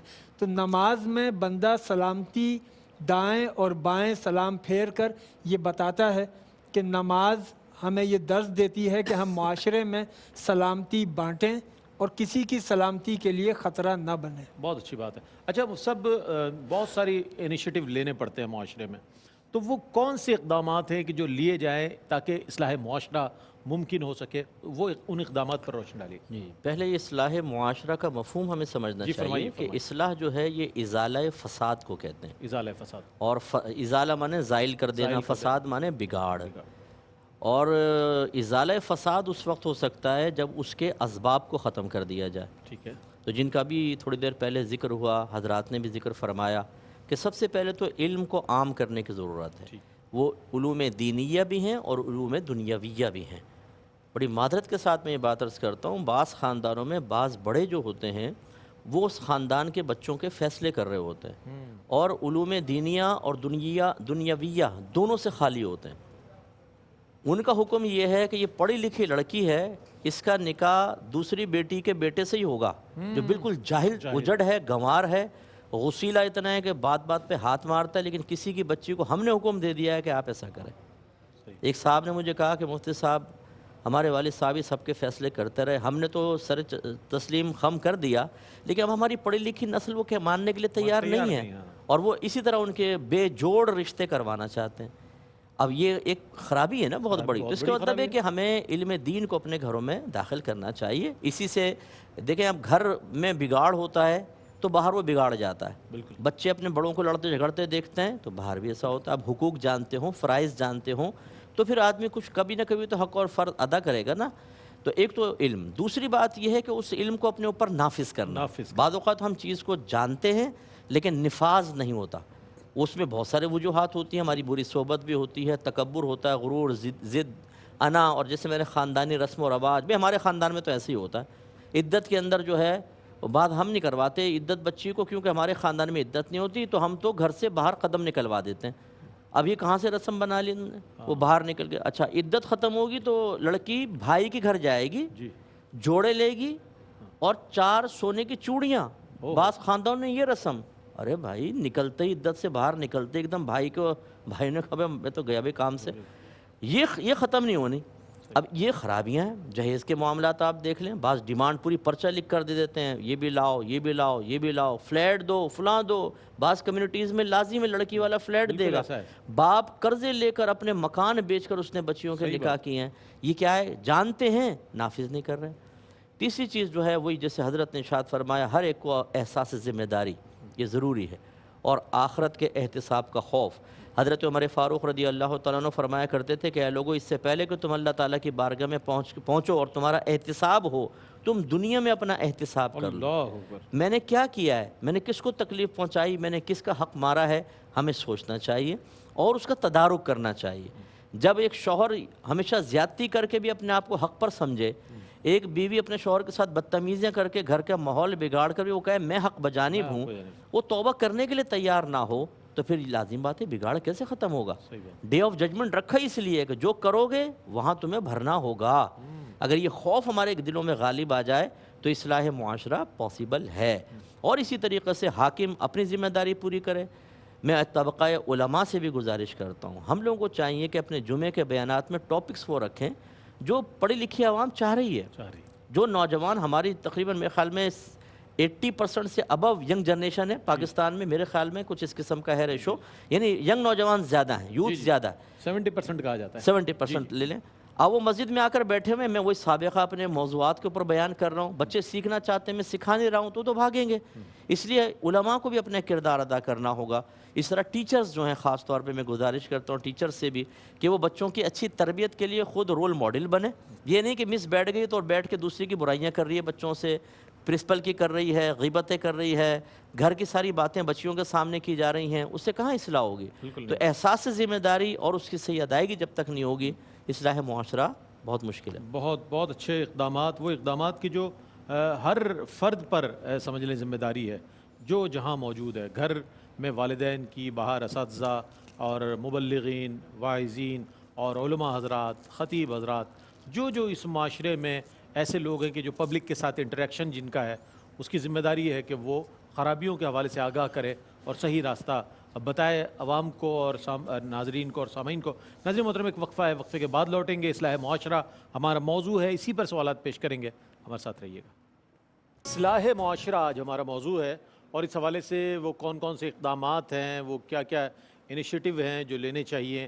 اصلاح معاشرہ میں جو ہے تعلیمی ادارے جو ہیں وہ کیا کردار ادا کر سکتے ہیں، جو ایجوکیشنل انسٹیٹیوشنز ہیں، آیا کیا ان کا کردار ایسا ہے کہ وہ معاشرے کی اصلاح کی طرف بڑھ سکیں، یا صرف نام کے وہ تعلیمی ادارے ہیں؟ اس حوالے سے ہم جاننا چاہیں گے، مفتی صاحب کیا فرمائیے گا؟ بلا شبہ رئیس بھائی، یہ بہت اہم بات ہے، چونکہ جو تعلیمی ادارے ہوتے ہیں وہ معاشرے کی اصلاح میں بنیادی اور کلیدی کردار ادا کرتے ہیں۔ بلکہ ہم یوں دیکھیں کہ اگر اسلامی معاشرے کی جو بنیاد ہے وہ پڑی کیسے، پیارے آقا صلی اللہ تعالیٰ علیہ وسلم نے جو معاشرے کی اصلاح کا سلسلہ شروع کیا، اس کی بنیادی جو اکائی تھی وہ تعلیمی تھی۔ اللہ سبحانہ و تعالیٰ نے بھی قرآن مجید فرقان مجید میں ارشاد فرمایا کہ ہم نے ایک ایسے حبیب تمہاری طرف مبعوث فرمائے ہیں تو یتلو علیہم آیاتہ ویزکیہم ویعلمہم الکتاب والحکمہ، کہ وہ اللہ سبحانہ و تعالیٰ کی طرف سے نازل کردہ قرآن کی آیتوں کی تلاوت بھی کر کے سناتے ہیں، اور پھر اس کے اندر جو حکمت کی باتیں ہیں وہ بھی عطا فرماتے ہیں، اس کے احکامات کی تعلیم بھی عطا فرماتے ہیں، اور تزکیہ نفس بھی کیا کرتے ہیں۔ یعنی ایک ایسا نصاب تعلیم اللہ سبحانہ و تعالیٰ کی جانب سے عطا ہو رہا ہے جس میں صرف اور صرف انسان کی جسمانی ضروریات کو پورا نہیں کیا جا رہا، بلکہ جسمانی ضروریات کے ساتھ ساتھ روحانی ترقی اور روحانی تربیت پر بھی فوکس کیا جا رہا ہے۔ تو آپ صلی اللہ علیہ وسلم نے مکہ مکرمہ میں افراد تیار فرمائے، پھر مدینہ منورہ میں باقاعدہ اصحاب صفہ مشہور ہیں، صفہ کا چبوترا عمومی طور پہ حضور نے تمام صحابہ کو سکھایا، مگر وہ جماعت صحابہ جو خاص طور پر آپ صلی اللہ علیہ وسلم سے تعلیم حاصل کیا کرتی تھی، معاشرے میں اس کے اثرات ہمیں نظر آئے۔ تو آپ صلی اللہ علیہ وسلم کی جانب سے جو کیفیت گئی ہے، اس کی جو ہمہ جہت تبدیلی ہے وہاں ہمیں نظر آئی۔ یا ہمارے ساتھ مسئلہ اصل میں یہ ہے کہ ہم نے ایک تو تعلیم اور پھر دوسرا تعلیمی ادارے، اس کو ہم اگر سمجھنے کی کوشش کریں، تعلیمی ادارے سے مراد بلڈنگز نہیں ہے، تعلیمی ادارے سے مراد یہ عمارتیں نہیں ہیں، بلکہ تعلیمی ادارے سے مراد پورا نظام تعلیم، پورا ایک سسٹم ہے۔ اور پھر تعلیم کا مقصد کیا ہے؟ معذرت کے ساتھ ہمارے یہاں تعلیم کا مقصد تعلیم برائے نوکری ہے، اس لیے پڑھ لے ہوتے ہیں کوئی ڈگری حاصل ہو جائے، اس کے بعد کوئی نوکری اچھی نوکری مل جائے، بس اس سے زیادہ کچھ نہیں پڑھنا۔ حالانکہ تعلیم جو ہوتی ہے وہ انسان کی ہمہ جہت شخصیت سازی کرتی ہے، اس میں نالج بھی ہے، اس میں اسکلز بھی ہیں، اس میں ایٹیٹیوڈ بھی ہیں، یعنی معلومات میں اضافے کے ساتھ ساتھ باصلاحیت بنانا اور تربیت سازی کرنا۔ تربیت یعنی کردار اور اخلاق میں اس کا کیا اثر آنے والا ہے، یہ بھی تعلیم کی ضروریات میں شامل ہے۔ اس لیے ادارے کے بجائے اگر نصاب تعلیم پہ فوکس کیا جائے، ہم بلڈنگز بڑی خوبصورت بنا رہے ہیں، شاندار بلڈنگز بنائی جا رہی ہیں، رنگ و روغن اچھا کیا جا رہا ہے، ہوادار بنائی جا رہی ہیں، لیکن نصاب تعلیم کیا ہے، کریکولم کیا ہے، سلیبس کیا ہے، وہاں پڑھایا کیا جا رہا ہے؟ وہاں صرف اور صرف مادے کی تربیت اور مادی ترقی کے حوالے سے پڑھایا جا رہا ہے، روحانی تربیت تو فوکس نہیں کیا جا رہا۔ تو پیارے آقا صلی اللہ علیہ وسلم نے جو نصاب تعلیم عطا فرمایا، اگر اس کی طرف ہم چلے جائیں تو یقیناً ہمیں بہت سارے اثرات، مثبت اثرات مل سکتے ہیں۔ دوسری طرف جیسے مفتی صاحب نے ارشاد فرمایا کہ تعلیمی نصاب بھی خود سے نہیں پڑھتا بچہ، بلکہ اس کو منتقل کرنے والا ایک استاد ہوتا ہے۔ تو اگر ایک استاد کی کیفیت میں ہے تو پیارے آقا صلی اللہ علیہ وسلم کی شخصیت کو دیکھیے کہ جو صحابہ کو سکھایا پہلے حضور نے خود کر کر دکھایا، اپنی ذات پہ نافذ کیا، یہاں تک کہ ام المؤمنین سیدہ عائشہ صدیقہ رضی اللہ تعالی عنہ سے جب پوچھا گیا کہ پیارے آقا صلی اللہ علیہ وسلم کے اخلاق کریمانہ کیسے تھے، تو فرمایا کانا خلقہ القرآن، تم نے قرآن نہیں پڑھا؟ حضور علیہ الصلوۃ والسلام تو قرآن مجید فرقان حمید کا عملی نمونہ تھے، سراپا عملی نمونہ تھے۔ تو ایک ایسے استاد اور مربی کی حیثیت میں آپ پیارے آقا صلی اللہ علیہ وسلم کو دیکھ رہے ہیں کہ جب اپنے کردار سے وہ سکھا رہے ہیں تو پھر صرف معلومات نہیں پہنچ رہی ہیں، بلکہ علم ایسا پہنچ رہا ہے جو معلومات میں بھی اضافہ کر رہا ہے، روحانی تربیت بھی کر رہا ہے اور خالق کے قریب بھی کر رہا ہے۔ تو اس وقت جو نظام تعلیم بلا شبہ معاشرے کے اندر مثبت تبدیلی کے اندر بہترین کردار ادا کر سکتا ہے، چونکہ کل جو بڑے ہونے وہ آج تمام چھوٹے اس ادارے کے اندر موجود ہیں۔ ابھی سے اگر ان کی تربیت کر دی جائے تو ملک و ملت کے لیے اور مذہب کے لیے بہترین افراد یہ بن سکتے ہیں۔ نصاب تعلیم پہ فوکس کیا جائے، نصاب تعلیم دور رسالت صلی اللہ علیہ وسلم سے لیا جائے، جس کے اندر دنیاوی ترقی بھی ہے اور آخرت کی ترقی بھی پوشیدہ ہے۔ یہ دونوں چیزیں وہاں پیارے آقا صلی اللہ علیہ وسلم کی بارگاہ سے ہمیں مل جاتی ہیں. کیا بات. تو اس لیے اس طرف بڑا اہم کردار ادا کر سکتے ہیں تعلیمی ادارے, اس طرف توجہ دی جائے. آپ نے بہت اچھی بات کی کہ تعلیمی اداروں کا مطلب یہ نہیں ہے کہ صرف بلڈنگز ہوں, اس میں بہت اچھا فرنیچر ہو, بہت اچھا اسٹاف ہو تو جناب یہ تعلیمی ادارہ مکمل ہو جاتا ہے. آپ اگر تعلیمی ادارہ دیکھنا ہے تو دار ارقم کو دیکھیں آپ, کہ کیسا تعلیمی ادارہ ہے کہ جہاں صحابہ کرام رضوان اللہ تعالیٰ علیہ مجمعین کی حضور تربیت فرما رہے ہیں. پھر اصحاب صفہ کو دیکھیں کیسی تربیت ہو رہی ہے اور کیسے صحابہ کرام رضوان اللہ تعالیٰ علیہ مجمعین نے دین کو پھیلایا. وہ ہے اصل تعلیم جو دی جا رہی ہے. اب یہاں پر یہ ہے کہ صحیح ہے ڈگری کا اصول ہے یا نوکری کا اصول, وہی پیش نظر رہتا ہے. ہم اس طرف آ رہے ہیں کہ اصلاح معاشرہ میں کون کون سی چیزیں اپنا کردار ادا کر سکتی ہیں, اپنا رول پلے کر سکتی ہیں. اب ریاست کی اس میں کتنی ذمہ داری ہے یہ جاننے کا ابھی اس حوالے سے میں جاننا چاہوں گا علامہ صاحب کہ ریاست کی اس حوالے سے کتنی ذمہ داری ہے کہ وہ اصلاح معاشرہ کے لیے اپنا کردار ادا کرے. ریاست کی ذمہ داری یہ ہے کہ ریاستی نظام کو دینی قوانین کے تابع کرے, اس لیے کہ ہمارا دین سماجیات, معاشرت اور تہذیب بہترین عطا کرنے والا دین ہے. جی آپ یہ دیکھیں کہ دنیا میں کئی اور مذاہب ہیں لیکن کسی مذہب نے کبھی یہ نہیں کہا کہ ہندوستان میں ہندو مذہب نافذ کر دو. کبھی یورپ میں آواز نہیں اٹھی کہ کرسچینٹی کو نافذ کر دو, ریاست کا دین بنا دو, مذہب بنا دو. مسلمان یہ کہتا ہے کہ ریاست کو دین کے تابع کرو. اس کی وجہ ہے اسلام مذہب نہیں ہے, اسلام دین ہے. کیونکہ اسلام دین ہے لہٰذا پاؤں میں جوتا پہننا ہو یا بین الاقوامی قوانین ہو, ہر چیز دین کے تابع ہے. اس میں معاشرتی نظام بھی ہے, اور معاشرتی نظام دین کے تابع اسی وقت ہوگا کہ جب قوت نافذہ مخلص ہو. اس کو نافذ کرنے والی قوت وہ انہماک کے ساتھ اور پوری اطاعت کے جذبے کے ساتھ دینی احکامات کو اس معاشرے پر نافذ کرے. وجہ اس کی یہ ہے کہ ہم معاشرے کے لیے تو کہتے ہیں کہ اس معاشرے میں دین آ جائے, معاشرے کا نظام دین کے تابع ہو جائے, لیکن ہم اپنی زندگی میں اپنے جسم پر, اپنے اس جسم کی ریاست پر کتنا دین نافذ کر سکیں. ہم نے اپنے اوپر دین کا اطلاق کتنا کیا ہے, ہمارے روز و شب میں دین کتنا نظر آتا ہے.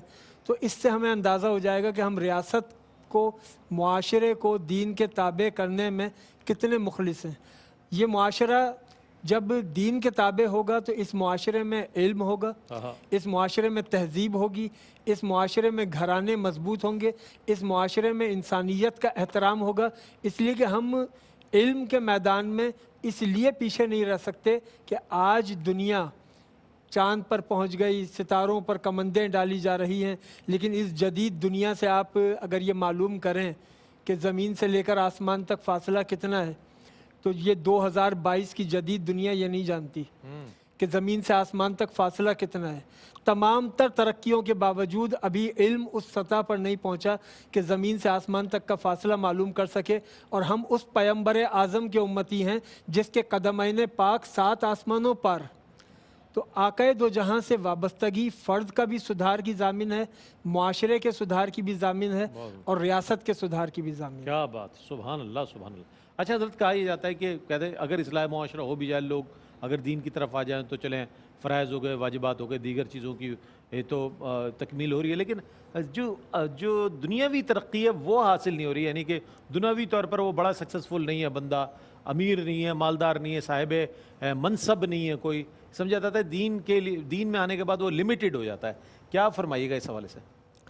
اصل میں ہم نے اپنے طرز تعلیم کو ایسا کر لیا ہے کہ لوگوں کا یہ کہنا بعض صورتوں میں بجا محسوس ہوتا ہے. اچھا, وجہ اس کی یہ ہے کہ جب بعض بچے ایسے ہوتے ہیں جو دنیاوی تعلیم کی طرف آتے ہی نہیں ہیں, حالانکہ مذہب تو منع نہیں کر رہا, بالکل مذہب تو یہ نہیں کہہ رہا کہ آپ اپنے سلیبس کے اندر کچھ جدید چیزیں ڈال لیں یا آپ بیلنس لے کر چلیں.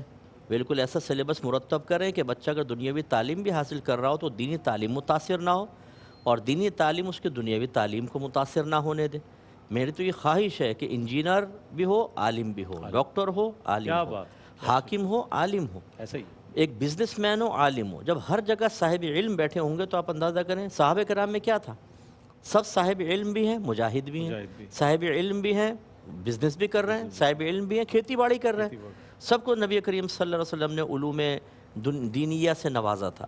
تو یہ بالکل بعض اوقات ایسا ہوتا ہے کہ ہم جب ایک دینی شعبے میں داخل ہوتے ہیں تو شاید ہم پہلے ہی ایک اپنا مخصوص طرز زندگی متعین کر لیتے ہیں کہ اس سے باہر نکلنا ہی نہیں ہے. وہ ہمارے اطراف میں بھی سارے تقریباً ویسے لوگ ہوتے ہیں. میں گزارش کرتا ہوں ہمیں مثال بننا چاہیے. بہت سے اگر ہمارے اچھے علماء پڑھے لکھے ہوں، وہ پڑھیں بھی، اس کے بعد بہت اچھے کورسز کریں، آئی ٹی کے شعبے میں جائیں، بڑا کام کریں، وہ بڑا نام پیدا کریں ملک کے اندر. ملک کی خدمت بھی بہت ضروری ہے. بہت ضروری. ہمارا ملک ہے، خدا کی قسم اس کی آزادی جو ہے اس کی قدر وہ کرے گا کہ جو پڑوسی ملک میں رہ رہا ہے یا باہر کے ملکوں میں آپ چلے جائیں، انہیں ایسا محسوس ہوتا ہے جیسے ہم کسی کے اجنبی ملک اجنبی جگہ پہ رہ رہے ہیں، حالانکہ نیشنلٹی ان کو ملی ہوئی ہے. اپنے ملک میں آتے ہیں تو اپنائیت کا احساس ہوتا ہے.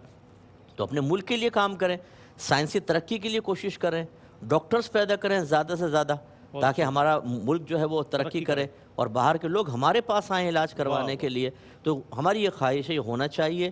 لیکن جب ایسا ہم نہیں کرتے ہیں، ہم ایک جمود طاری کر لیتے ہیں. اگر میں ایک عالم بن گیا، مجھے مسجد مل گئی، میں نے کہا چھوڑو بس، اب میری تو زندگی یہی ہے، اس سے زیادہ کہ میں نے سوچا ہی نہیں. تو لازم بات ہے کہ پھر دوسروں کو تو ایک مثال مل گئی نا.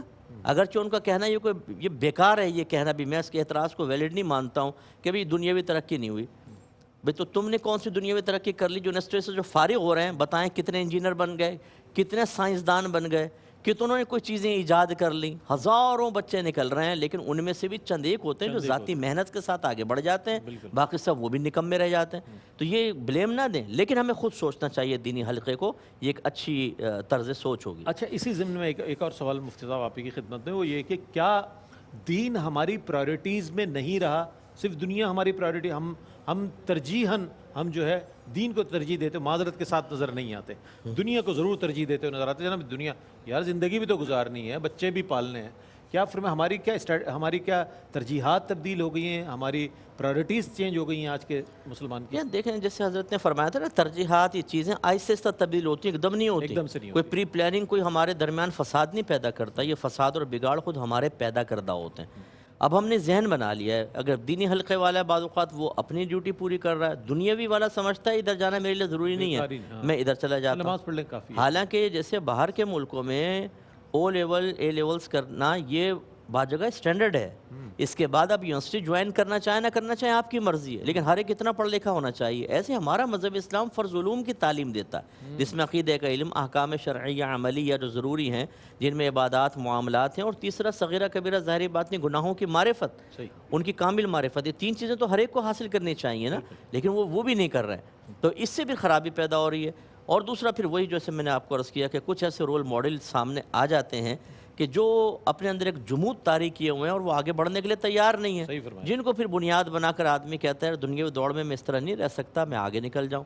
ہمیں اس چیز کو ختم کرنا ہوگا، اس سوچ کو ختم کرنا ہوگا. اور یہ اوور نائٹ یہ سب چیزیں چینج نہیں ہو سکتی کہ آپ کی ترجیحات میں اسلام آ جائے اور آپ کی ترجیحات سے دنیا کو نکالنا نہیں ہے، دین کو ساتھ رکھنا ہے. مفتی صاحب نے بڑی اچھی بات کہی. ڈاکٹر ہو تو عالم ہو، انجینئر ہو تو عالم ہو، کسی بھی شعبے سے آپ کا تعلق ہو، لیکن آپ اگر علم دین آپ کے ساتھ ہوگا تو آپ کی زندگی سنورتی رہے گی. یہ ایک ایسا خوبصورت ایک کلیہ ہے. ایک وقفہ ہے، وقت کے بعد لوٹیں گے، اصلاح معاشرہ پر کنکلوژن پیش کریں گے. آیا کنکلوژن کیا ہے آج کے اس موضوع کے حوالے سے، پیغامات لیں گے، ہمارے ساتھ رہیے گا. جناب آج اصلاح معاشرہ کے حوالے سے بات ہوئی اور بہت اچھے انداز میں تینوں ہی اسکالرز نے اپنا اوپینین پیش کیا قرآن و حدیث کی روشنی میں اصلاح معاشرہ کے حوالے سے وہ کیا کیا اقدامات ہو سکتے ہیں. پہلے تو اس کے اسباب پر اور اس کے سد باب کے حوالے سے بات ہوئی، پھر کون لوگ ذمہ دار ہیں اس کے، پورے طبقے میں پورا طبقہ ہے یا افراد ہیں کچھ، اس کے حوالے سے بھی نشاندہی ہوئی ہے. اور پھر ہم نے یہ جاننے کی کوشش کی کہ وہ کون کون سی چیزیں ہیں، ادارے کیا کردار ادا کر سکتے ہیں، افراد کیا کردار ادا کر سکتے ہیں، ریاست کیا کردار ادا کر سکتی ہے. یہ اصلاح معاشرہ کے حوالے سے جب ہم بات کرتے ہیں تو یہ سب چیزیں ذیل میں ضرور آتی ہیں. علامہ فیصل صاحب، یہ میں جاننا چاہوں گا کہ پیغام کی صورت میں آپ کیا کہیے گا ہمارے ناظرین کو کہ اصلاح معاشرہ بنیادی طور پہ کوئی موضوع ہے بھی یا ہم اس کو موضوع سمجھتے ہی نہیں ہے؟ اصلاح معاشرہ کیا چیز ہے؟ ہم صحیح، ہمارا عمل صحیح، تو باقی دور جو لوگ غلط کر رہے ہیں وہ اپنے ذمہ دار ہیں. کیا فرمائیے گا؟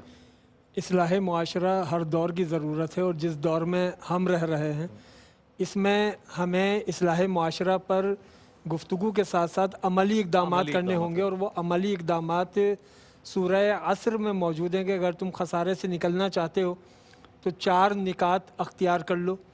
ایمان کو تھام کر رکھو، अमल सालेह को थामो, हक़ को थामो और सब्र को थामो। वाह वाह, अगर हम इन 4 निकात को अख्तियार कर लेते हैं कि हमारी रूह ईमान वाली हो, हमारा जिस्म आमाल सालिहा वाला हो और हमारे हर ताल्लुक़ की बुनियाद हक़ पर हो और इन तमाम रास्तों में आने वाली मुश्किलात पर हम सब्र करें, तो ये मुआशरा फ़र्द के सुधार से अफराद के सुधार और अफराद के सुधार से मुआशरे के सुधार तक तमाम मराहिल तय करा देगा। वाह वाह वाह, क्या कह रहे, क्या पैगाम दीजिएगा मुफ्ती खुर्रम इकबाल रहमानी साहब इस हवाले से? मैं अर्ज़ करना चाहूँगा, जैसे अभी बात आ रही थी कि अगर मजहबी कोई शख्स हो रहा है तो मादी तरक्की के हवाले से बात आ रही थी, तो इसमें असल में बात ये कि पहली बात तो ये देखनी चाहिए कि दीन ने, ख़ास तौर पर मज़हब इस्लाम ने दीन और दुनिया को अलग किया ही नहीं है, बल्कि ये दुनिया आखिरत की खेती गिरदानी गई है। बिल्कुल। और अल्लाह सुब्हानहू व तआला ने इस पूरी कायनात की जब तख्लीक के बारे में फरमाया, हुवल्लज़ी खलक़ लकुम मा फ़िल अर्दि जमीआ, ये ज़मीन और इसकी तमाम तर जो मादनियात हैं वो हमारे लिए पैदा की गई हैं, यानी हम इससे इस्तिफ़ादा हासिल करेंगे। अब जब इससे इस्तिफ़ादा हासिल करना है तो इस्तिफ़ादा हासिल करने के लिए इसके मुतालिक जानना भी होगा, और उस जानने का नाम है इल्म है।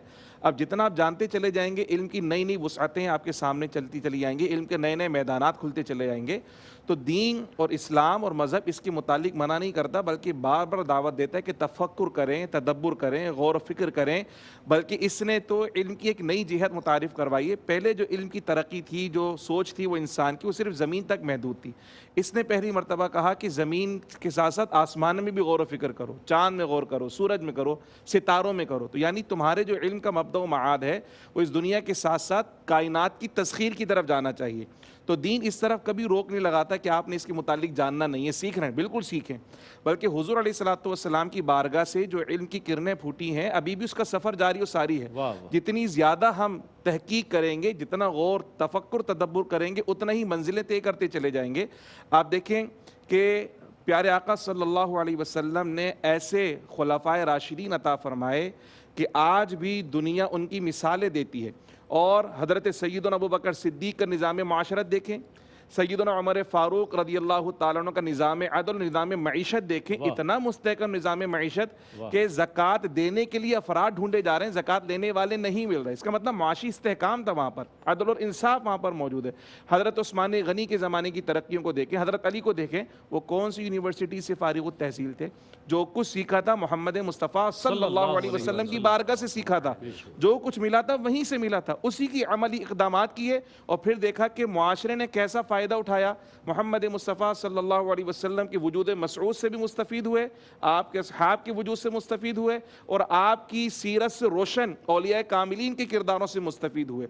तो आज भी अगर मुआशरा रोशनी हासिल करना चाहता है, जहालत के अंधेरों से निकलना चाहता है, मस्बत सिमत में कदम बढ़ाना चाहता है, तो सारी की सारी तवज्जुहात का एक ही मरकज़ है, और वो मकीने गुंबद खदरा की ज़ात मुबारक है। वहाँ लो लगाइए, वहाँ से जो कुछ मिला, थ्योरी मौजूद है, प्रैक्टिकल हमें करना है, अमली कदम बढ़ाइए, इंशाअल्लाह सुधार ही सुधार नजर आएगा। बहुत अच्छा मुफ्ती साहब, आप अपने हिस्से का काम तो कर रहे हैं माशाल्लाह, ये बहुत बड़ी बात है कि किसी इंस्टीट्यूशन के ज़रिए लोगों को वहाँ दीन की तालीम भी दी जाए, इस्लाह भी की जाए, उनकी एक बहुत बड़ा काम आप अपनी हैसियत में तो माशाल्लाह कर सकते हैं। एक आम फ़र्द किस तरह इस ज़िम्मेदारी को पूरी करे, क्योंकि हर शख्स की ये कैपेबिलिटी नहीं होती कि वो इदारा कायम करे, उस इदारे से लोग मुंसलिक हों, फिर वहाँ उनकी तरबियत हो, इस्लाह हो और माशरे के वो बेहतरीन अफराद कहलाएँ। तो क्या कहिएगा, चूँकि आम अफराद की तादाद बहुत ज़्यादा है?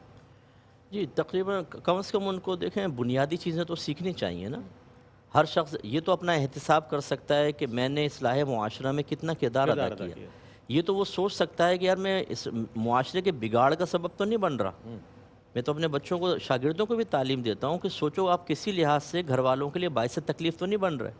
यहाँ पानी पिया, कुल्ली कर दी, शलवार उतारी, एक पैंचा अंदर एक पैंचा बाहर, एक मोज़ा यहाँ पड़ा, दूसरा मोज़ा वहाँ पड़ा हुआ है, दरवाज़ा ज़ोर से बंद करके जा रहे हैं। गौर करें कि आप बाइस तकलीफ़ तो नहीं बन रहे हो तो उसको ख़त्म करें ना। कितने लोगों को ये एहसास नहीं होता। इसी तरह वो ऑफिस के अंदर बातों को टॉन्टिंग करना, लेग पुलिंग, ग़ीबतें, लड़वा देना, दिल फड़वा देना, घरों के अंदर ऐसा है, ये एहतिसाब तो हम कर सकते हैं ना। और ये ऐसी चीज़ें नहीं हैं कि इनके लिए बाकायदा बहुत तालीम की ज़रूरत हो। बाज़ औक़ात तो बातने विजदान हमें कहता है ये गलत कर रहे हो ना करो। अल्लाह ताला ने अंदर एक मोमिन रखा है जो हमें थोड़ा बहुत इन चीज़ों के बारे में तो बता सकता है। तो इसलिए हर शख्स अपने अपने तौर पर इल्म सीखे, जितना उसने सीखा हुआ उसको उसकी रोशनी में अपना एहतिसाब करे। और दूसरी बात ये कि میں تمام ماشاءاللہ کرتے ہی ہوں گے، ہمیں آلٹرنیٹ تیار کرنا ہے۔ اگر میں ون مین شو بن کر رہوں گا اور اپنا متبادل تیار نہیں کروں گا تو میرے مرنے کے بعد جو کچھ میں پچھتاؤں گا، کیونکہ میرے ساری صلاحیتیں میرے ساتھ قبر میں چلی جائیں گی۔ ہمیں سوچ یہ بنانی ہوگی کہ میں اگر مرتا ہوں تو میں اپنے جیسے 50 افراد، 100 افراد، 1000 افراد تیار کروں، تو پھر ہمیں کسی کی کمی اس لحاظ سے محسوس نہیں ہوگی، یعنی افراد کی کمی کے اعتبار سے۔ ویسے تو ٹیلنٹ جو لوگ ہوتے ہیں ان کی کمی کو معاشرہ محسوس کرتا ہے، لیکن کم از کم آلٹرنیٹ تو آپ دے کر چلے گئے، ہم آلٹرنیٹ تیار کرنے کے لیے تیار نہیں ہیں۔ اور اسی وجہ سے جب ایک آدمی جاتا ہے خلا پیدا ہو جاتا ہے۔ تو سب مل کر کام کریں، اپنے اپنے جتنے بھی اللہ نے وسعت دی ہے، کیپیسٹی جتنی بھی ہے اس کے اعتبار سے ورک کریں گے تو انشاءاللہ تمام بہت بڑا معاشرہ سنورے گا، اور کم از کم ہم تو اللہ تعالیٰ کی بارگاہ میں جواب دہ ہونے کے وقت سرخرو رہیں گے انشاءاللہ۔ اچھا، ایک سوال اور میرے ذہن میں ہوئی ہے کہ ہمارا نصاب تعلیم جو ہے، ہم باہر کے ممالک میں جب یہ اس کو دیکھتے ہیں، کمپیریٹیولی ہم جب دیکھتے ہیں تو وہاں جو ہے ایتھیکل ویلیوز پڑھائی جاتی ہیں اخلاقیات کے حوالے سے۔ ہمارے ہاں سلیبس کو فوکس کیا جاتا ہے، جناب اس میں الفابیٹکس ہو گیا، یہ ہو گیا، پھر اسباق کی طرف آ جاتے ہیں، ابواب بن جاتے ہیں۔ تو فرمائیے گا کیا ہمارا نصاب بھی اس میں بھی کچھ تبدیلی یا ترمیم کی ضرورت ہے کہ بچوں میں جو اخلاقیات ہیں وہ آ جائیں، تاکہ وہ بچے اپنے پرائمری لیول سے، نرسری لیول سے جب سیکھتے ہوئیں گے تو بڑے ہونے کے بعد وہ چیز ان میں آئے گی اور برائیوں سے دور رہیں گے وہ۔ حضرت میں تو اس معاملے میں دینی حلقے سے عرصہ دراز سے تنقید کا شکار ہوں۔ میں نے تو اپنے جو ہم سلیبس پڑھاتے ہیں ہم نے اس میں بھی تبدیلی پیدا کی ہے، رکھی وہی کتابیں ہیں، لیکن اب آپ ایک کتاب پڑھا رہے ہیں، میں اگر غور کرتا ہوں کہ اس میں 4 جو مضامین ہیں وہ اتنے اہم نہیں رہے اس دور کے تقاضے کے اعتبار سے، اور اگر میں ان کو نہ بھی پڑھاؤں تو بعض اوقات ایسی چیزیں ہم لوگ پڑھا رہے ہوتے ہیں کہ پوری زندگی کبھی پریکٹیکل لائف میں آتی نہیں ہے۔ یہ علمی حلقہ مجھ سے اختلاف کر ہی نہیں سکتا اس چیز میں، تو اگر میں ان 4 کو نکال کر ان 2 پہ فوکس کر لوں کہ جو آگے پریکٹیکل لائف میں بھی استعمال ہوں گی، اور اس کی وجہ سے بچے پہ ان 4 چیزوں کا بوجھ کم ہو جائے گا، اس میں کون سی خرابی کی بات ہے؟ اس طرح جن مضامین کا کوئی ہے ہی نہیں عمل اور کردار، نہ ہماری شخصی تعمیر میں، نہ باطنی تعمیر میں، نہ ملکی تعمیر کے سلسلے میں، ان کتابوں کو صرف اس لیے رکھنا کہ یہ تو سلیبس میں چلتی آ رہی ہیں، یہ وقت کی ضرورت ہے۔ اسی لیے باہر کے لوگ جو ہیں وہ سلیبس ختم کرنے پہ محنت نہیں کرتے، وہ چیزوں کو سمجھانے پہ کرتے ہیں۔ وہ ایک شخصی تعمیر جو آپ نے فرمایا، اخلاقی تعمیر، شخصی تعمیر، اسی لیے ہم نے وہاں پہ خود میں نے اپنی آنکھوں سے دیکھا، اگر بس آ کے رکے گی نا کیوں میں لگ جائیں گے سارے، ڈسپلن ہے۔ اچھا ایک اگر آدمی آدھے گھنٹے پہلے آیا اور ایک ابھی آ کے کھڑا ہوا، بس آئے گی اور فرض کریں ابھی آنے والا آگے لگ گیا تو پیچھے والا گدی پکڑ کے نہیں کھینچے گا اس کو کہ بھائی میں پہلے کھڑا تھا، مجھے اندر آگے جانا، ٹھیک ہے تم چڑھ جاؤ بھائی۔ ہم تو کھڑکی سے چھلانگ لگا کے اندر جاتے ہیں نا، آدھے باہر ہوتے ہیں آدھے اندر، اور اس میں یا بیگ پھینک دیتے ہیں اندر تاکہ سیٹ کے اندر میری یہاں پہ فرسٹ آنا چاہتے ہیں۔ ہاں، اور ایک گھس جاتا ہے تو دوست کی جگہ مل لیتا ہے نا، وہ دوسروں کو نہیں بیٹھنے دیتا، بولتا میں بیٹھوں گا یہاں پہ، رومال رکھ دے گا وہاں پہ۔ تو یہ کیا ہے؟ ہمارا مذہب اتنا کامل۔ ابھی حضرت نے بڑا پیارا جملہ کہا کہ یہ حضرت نے کہا تھا شاید کہ اگر آپ ناخن کاٹنا سیکھنا چاہتے ہیں، نہانا، استنجا کرنا ہمارا مذہب بتائے گا، اور آپ حکومت کرنا چاہتے ہیں مذہب بتائے گا، سائنس کے بارے میں کرنا چاہتے ہیں مذہب بتائے گا آپ کو۔ اب یہ ہم اس کو سیکھیں نہیں، نافذ نہ کریں تو ہماری غلطی ہے نا حضرت۔ یہ تو بالکل سلیبس میں تبدیلی ہونی چاہیے، اس میں ہر شعبہ ہے زندگی کے جو پریکٹیکل کرنے والے لوگ ہیں، اس فیلڈ کے ماہر لوگ ہیں، ان کو بٹھا کر ایک سلیبس بنانا چاہیے جو دینی اور دنیاوی تعلیم سے مزین ہو اور ٹو دا پوائنٹ چیزیں ہوں، پھر آپ دیکھیں افراد کتنے اچھے بنتے ہیں۔ بہت اچھی تجویز اور بہت اچھا ایک سجیشن جو آپ کی طرف سے آئی کہ بھائی یہ جو ہے بنیادی طور پر ہمارا سلیبس اگر اپڈیٹ ہو جائے اور وقت کی مناسبت اور اس کے تقاضوں کے مطابق ہو جائے تو وہ جنریشن سامنے آئے گی کہ جو مستقبل میں بھی ہمارے لیے بہت کارآمد ہوگی اور ایک بہترین معاشرے کی تشکیل میں۔ اور دوسری بات یہ بھی سامنے آئی کہ آیا تعلیمات تو موجود ہیں، اس کا اطلاق ہم نے اپنی زندگی پر کتنا کیا ہے، اس بات کو انالائز کرنا بہت ضروری ہے اور اپنا محاسبہ کرنا بہت ضروری ہے کہ آیا تعلیمات تو موجود ہیں ہی 1450 سال سے، ہم نے ان تعلیمات سے اپنی ذات اور کردار کو کتنا روشن کیا ہے۔ ہم اپنے آپ سے اس سفر کا آغاز کریں گے، فرد سے افراد اور افراد سے معاشرہ تشکیل ہوتا ہے تو بہترین ایک اصلاحی معاشرے کی طرف ہم بڑھ سکیں گے جس کی اصلاح ہو چکی ہوگی، لیکن پہلے ہمیں خود کو دیکھنا ہوگا۔